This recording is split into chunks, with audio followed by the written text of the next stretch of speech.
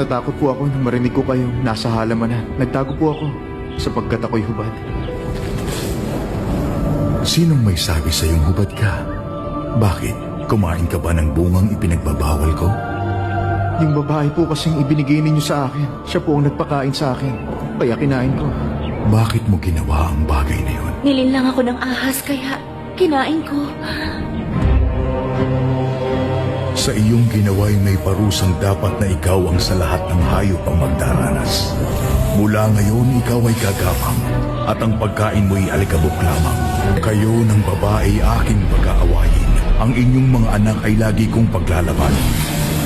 Ang kanyang anak ang tuturok sa iyong ulo at sa sakong niya, ikaw ang tutuklaw.